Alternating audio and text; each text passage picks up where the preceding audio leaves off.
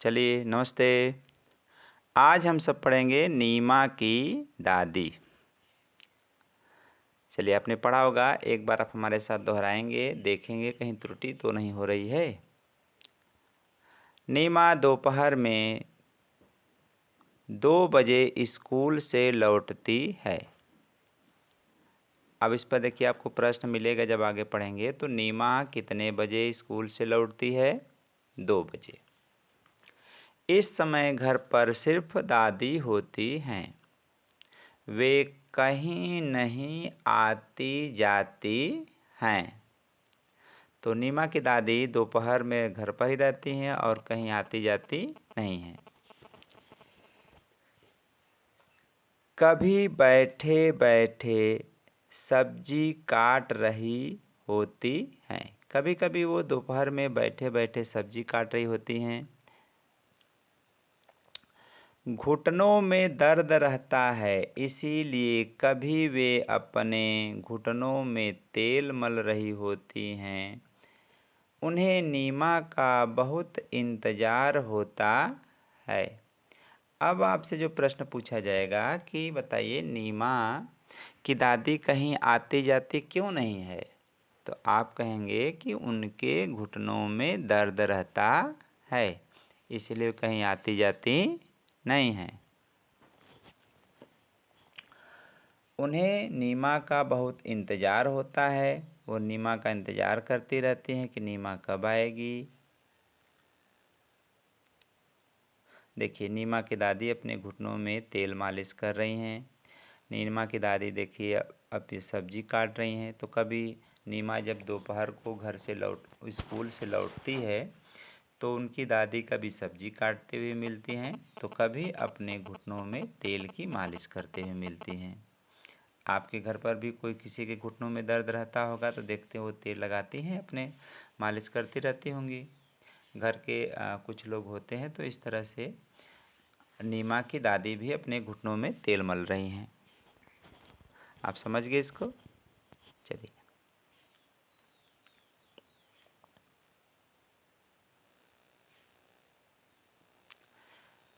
नीमा रोज खाना खाते खाते स्कूल की बातें सुनाती है।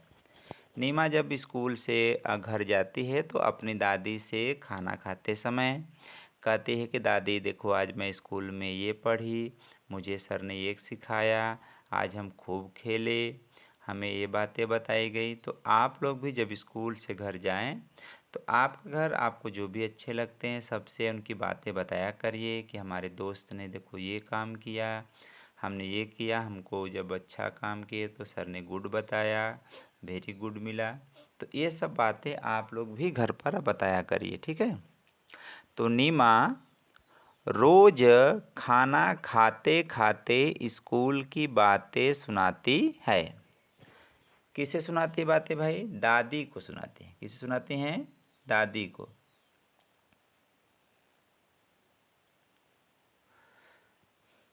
दादी भी उसे खूब बातें करती हैं। जो उसकी दादी होती हैं वो भी उससे क्या करती हैं? खूब बातें करती हैं।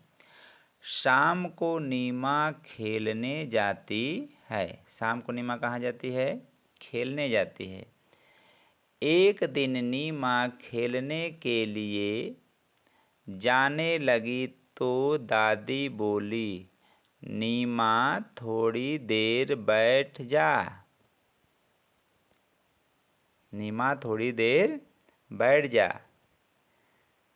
क्यों? नीमा पलटकर बोली। पलटकर बोली मतलब पीछे मुड़कर। देखिए नीमा का फोटो दिखाई दे रहा है आपको। दादी उसके पीछे से बोल रही हैं और नीमा जब खेलने के लिए जा रही है तो नीमा की दादी ने बोला कि नीमा थोड़ी देर बैठ जा। तो नीमा पूछती है कि क्यों दादी?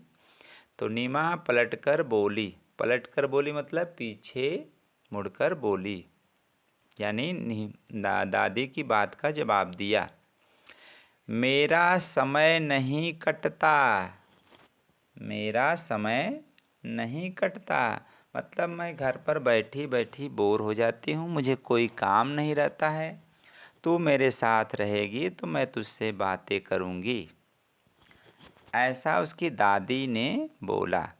लिखा है कि मेरा समय नहीं कटता है, दादी बोली। नीमा रुकी, फिर दौड़कर दादी की चप्पलें ले आई और बोली, दादी।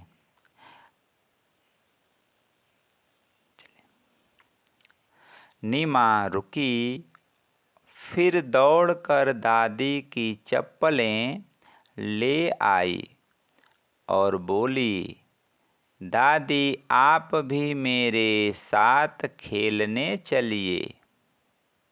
नीमा दादी को कहाँ ले जा रही है? खेलने ले जा रही है। खेलने में समय बहुत जल्दी कटता है। खेलने में समय बहुत जल्दी कटता है। आपको जब 8वें घंटे में छुट्टी मिलती है खेलने के लिए तो आप सोचते हैं काफ़ी देर हम खेलें, लेकिन क्या होता है छुट्टी का समय हो जाता है, कब समय बीतता है पता नहीं चलता। उसी तरह नीमा को भी कह रही है कि दादी से, दादी जब हम लोग खेलते हैं तो समय कब कब बीत जाता है हम लोग को पता नहीं चलता। मैं 5 बजे खेलने जाती हूँ पर 10 मिनट में ही 6 बज जाते हैं।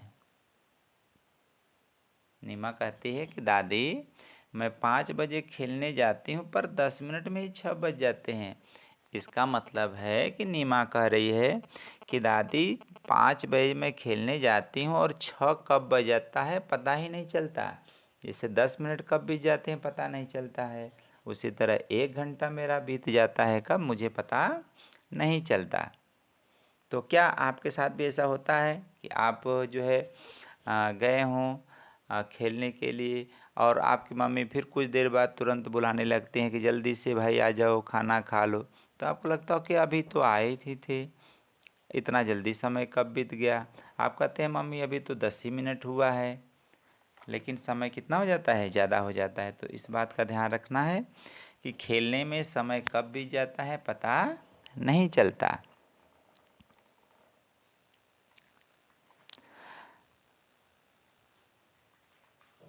दादी जोर से हंसी। दादी जोर से हंसी। फिर वे दोनों खेल के मैदान की ओर चल पड़े। यानी दादी भी, नीमा की दादी भी खेल के मैदान में चली गई। तो क्या बताइए, नीमा की दादी खेल खेली होंगी? हाँ, नीमा की दादी जो है खेली नहीं होंगी, बैठी होंगी, क्योंकि उनके घुटनों में दर्द रहता है, वो कैसे खेल सकती हैं, नहीं खेल पाएंगी। या उनको थोड़ा बहुत खेल इधर उधर करने में मज़ा आता होगा तो वो भी खेली होंगी। तो क्या आपके भी दादी आपके साथ खेलती हैं? चलिए, तो अब हम पाठ के प्रश्नों पर ध्यान देते हैं। बातचीत करेंगे हम लोग इसके बारे में। आपको बातचीत से बताना है कि क्या इसके प्रश्न के उत्तर लिखने नहीं हैं आपको, केवल हम लोग बातचीत करेंगे और आप लोग एक एक लोग बताएंगे अपनी बात को, ठीक है। तो बताना है कि नीमा की दादी घर में क्यों रहती हैं, वो कहीं क्यों नहीं जाती हैं? जल्दी जल्दी सोचिए कि नीमा की दादी घर पर ही क्यों रहती हैं, वो कहीं जाती क्यों नहीं, खेलने क्यों नहीं जाती हैं? तो इसका उत्तर होगा आपका कि नीमा की दादी के घुटनों में दर्द रहता है। नीमा की दादी के घुटनों में क्या रहता है? दर्द रहता है, इसीलिए वो कहीं नहीं जाती। चलिए, तो हम अपना दूसरा प्रश्न लेते हैं। मैदान में जाकर दादी ने क्या किया होगा? नीमा जब अपने दादी को मैदान में लेकर गई खेल के, तो बताइए कि दादी ने क्या किया होगा? चलिए, बहुत अच्छा। तो नीमा की दादी खेल में उसको देखी होंगी, शाबाशी दी होंगी, तालियां बजाई होंगी, या उनको भी लगा होगा खेलने का मन किया होगा तो वो भी बाल पकड़ी होंगी, ठीक है। चलिए, नीमा कहती है मैं 5 बजे खेलने जाती हूँ पर 10 मिनट में ही 6 बज जाते हैं। क्या आपके साथ भी ऐसा होता है कि आप भी खेल में जाते हैं और 10 मिनट में ही 1 घंटा बीत जाता है, पता नहीं चलता है? हाँ, जब हमको खेल में मज़ा आता है तो खेल में हमारा समय कब कट जाता है हमको पता नहीं चलता। चलिए अगला प्रश्न लेते हैं चौथा। आप स्कूल से घर जाकर अपना समय कैसे बिताते हैं? यानी आप जब स्कूल से घर जाते हैं तो घर पर क्या क्या करते हैं? हाँ, सभी लोग अपना काम को हमको लिख कर लाएंगे, कल दिखाएंगे, ठीक है। तो जैसे स्कूल से जाते हैं तो पहले अपने बैग को रखते हैं जहाँ पर हमारी खुटी होती है, जो है अलमारी होती है या मेज होता है, वहाँ पर हम अपने बैग को पहले रखते हैं। फिर अपने शूज निकालते हैं, अपने कपड़े चेंज करते हैं, हाथ मुँह धोते हैं, फिर खाना खाते हैं। खाना खाकर अगर पढ़ना होता है तो पढ़ते हैं, फिर अपने साथियों के साथ जाके खेलते हैं, फिर अपना होमवर्क करते हैं, फिर रात में अपना पढ़ाई करके खाना खा के सो जाते हैं।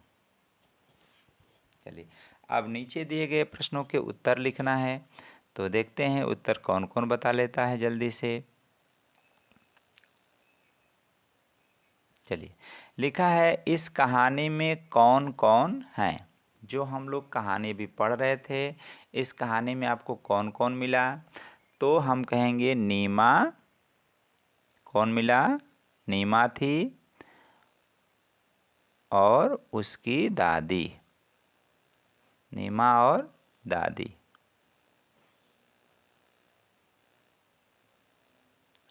तो इसमें भर लेंगे कहानी में नीमा थी और दादी थी। नीमा स्कूल की बातें अपनी दादी को बताते हैं। आप स्कूल की बातें किसे बताते हैं? अब आपको लिखना है कि जब आप घर जाते हैं तो स्कूल की बातें किसे बताते हैं। तो सभी लोग के उत्तर अलग अलग हो सकते हैं। कोई अपनी दादी से बताता होगा, कोई अपनी मम्मी से बताता होगा, कोई अपने पापा से बताता होगा, कोई अपने भाई से बताता होगा, कोई अपने चाचा से बता सकता है, या जो लोग अपने नानी के गांव रहते हैं नानी से भी बता सकते हैं, और अपने मामा से बता सकते हैं, अपनी मौसी से बता सकते हैं। तो जिसका जो उत्तर होगा उसमें लिखेगा। तो नीमा तो अपनी दादी से बताती थी। आप अगर अपनी बहन से बताते हैं तो यहाँ लिखेंगे बहन, ठीक है। अगर अपनी माँ से बताते हैं तो माँ लिखेंगे, एक ही लिखना है, ठीक है। या जितने लोग को बताते हैं सबका लिख सकते हैं, माँ से लिखना है, ठीक है। चलिए मैं अपनी स्कूल की बातें, यहाँ देखिए खाली स्थान पर लिखा है बहन माँ को बताता या बताती हूँ, ठीक है। तो जो अगर लड़के हैं वो बताती को काट देंगे, और जो लड़कियां हैं वो बताता को काट देंगे, ठीक है। तो यहाँ पर आपको लिखना है कि मैं अपनी बातें किसे बताती हूँ, तो यहाँ पर इसको लिख लेना है, ठीक है। चलिए इसको हम थोड़ा सा बढ़िया से लिख देते हैं।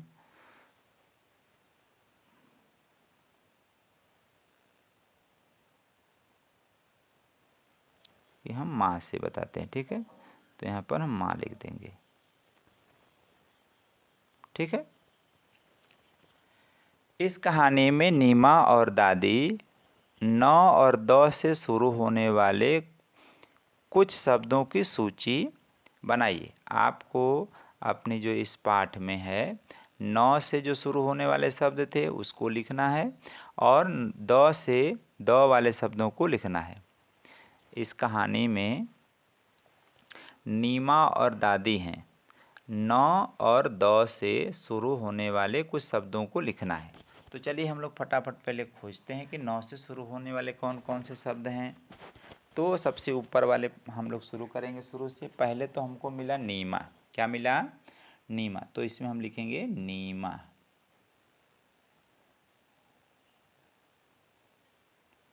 नीमा मिल गया हमको। और क्या मिला? 9 से खोजिए। नहीं। क्या मिला? नहीं। आज हमारे पास पेन सही नहीं चल रही, इसलिए हमारी राइटिंग सही नहीं, लेकिन आप सुंदर राइटिंग बना के लिखेंगे, ठीक है। नहीं। इसके बाद पढ़ते आइए नीचे।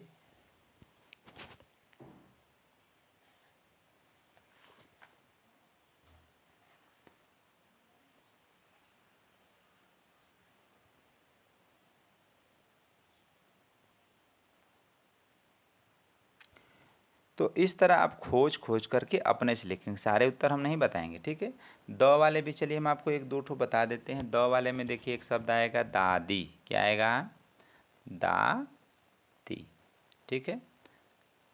ये आपका प्रश्न उत्तर है, आपको स्वयं करना है। दादी मिल गया, और जो भी मिला है देखिए एक शब्द हमको और मिल गया दर्द, तो दर्द भी हमने लिख लिया, ठीक है। तो इस तरह जो शब्द मिलेंगे जितने आप इसमें लिखेंगे, ठीक है। चलिए, तो इस तरह हमारा प्रश्न नंबर 3 भी पूरा होता है।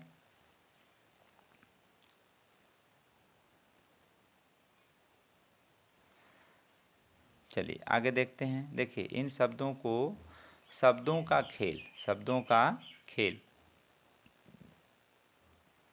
इसको खेल के देखते हैं।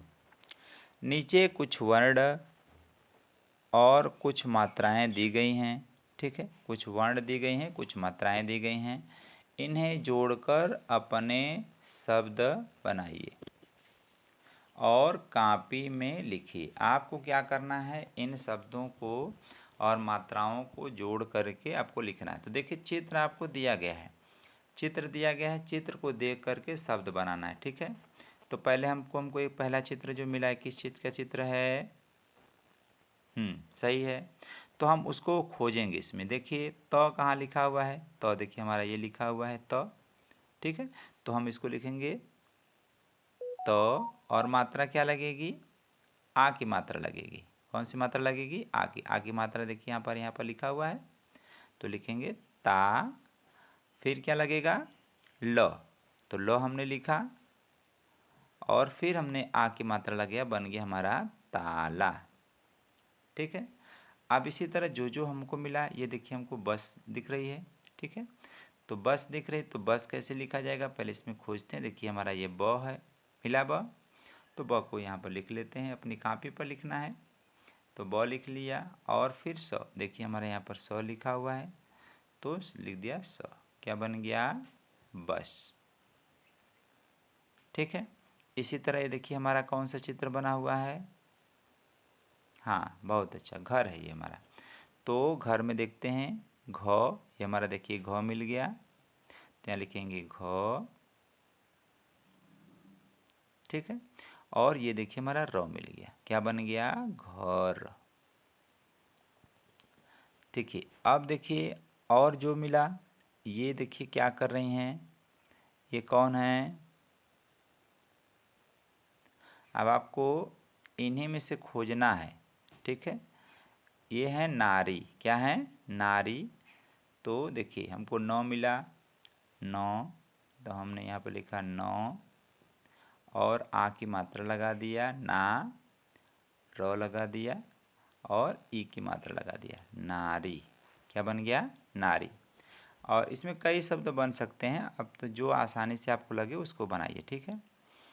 तो इसी तरह के जितने शब्द हैं, ये देखिए चरखा दिख रहा है, ठीक है। और ये आपका वाद्य यंत्र जो दिख रहा है, चाबी दिख रहा है, चाबी है ये, तो चाबी बनाएंगे। ये क्या है? मकान है, ठीक है।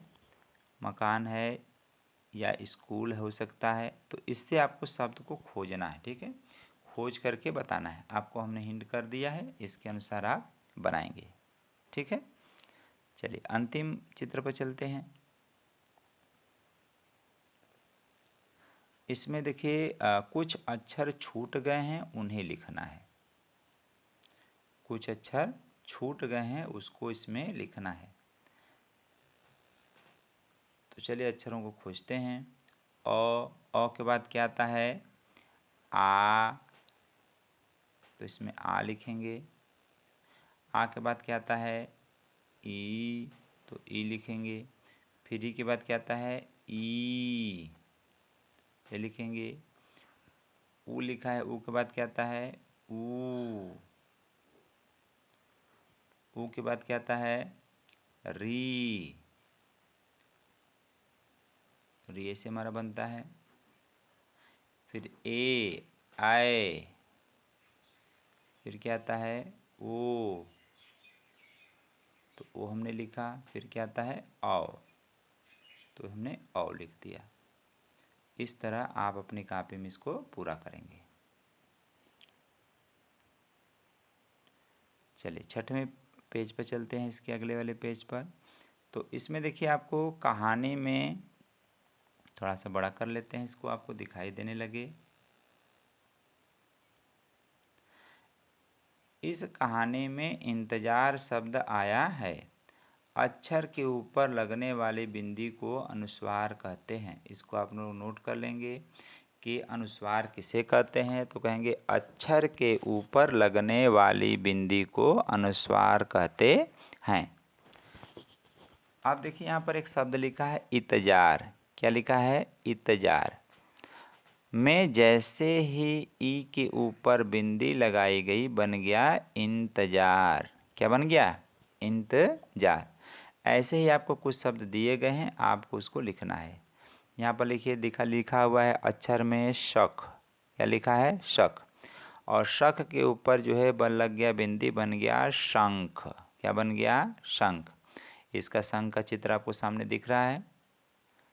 चलिए अगला लेते हैं शब्द हमारा। तो देखिए हमारा लिखा है पतंग। क्या लिखा है? पतंग। पतंग में जो है त के ऊपर बिंदी लग गया तो बन गया पतंग। क्या बन गया? पतंग। ये हमारा पतंग है। ये हमारा लिखा है बदर। क्या लिखा है? बदर। और बदर में हमको क्या लगाना है? इसके ऊपर बिंदी लगाना है। ये चित्र किस चीज़ का बना है? तो ठीक है, ये हमारे बंदर हैं। कौन है? बंदर। तो यहाँ पर लिखना है बंदर। तो पहले हम बदर लिख लेते हैं। बदर लिखने के बाद बंदर, तो हमने यहाँ पर बिंदी लगा दिया, तो क्या बन गया? बंदर। चलिए आगे देखते हैं। आप चित्र को पहले पढ़ेंगे। यह चित्र किसका दिखाई दे रहा है? हाँ, मंदिर है। क्या है? मंदिर। देखिए उसके ऊपर झंडा लगा हुआ है, दिख रहा है ना? आपके गांव में भी मंदिर होते हैं। तो लिखेंगे यहाँ पर, ये लिखा है मदिर लिखा है। क्या लिखा है? मदिर। तो यहाँ पर हमने मदिर लिखा पहले। और मंदिर लिखते समय बिंदी किस पर आएगा? तो म के ऊपर आएगा। ये अनुस्वार हो गया, तो पढ़ेंगे मंदिर। ठीक है। चलिए आगे आते हैं। ये देखिए हमारा क्या है? अंगूर है। क्या है? अंगूर। और लेकिन यहाँ पर लिखा क्या है? अगूर लिखा है। क्या लिखा है? अगूर। तो अगूर लिखा है, लेकिन है क्या? अंगूर। तो यहाँ पर अ के ऊपर बिंदी लगेगा, तो बन जाएगा अंगूर। तो आशा करते हैं आप लोग को समझ में आया होगा। अभ्यास करिए। आज के लिए इतना ही। नमस्कार।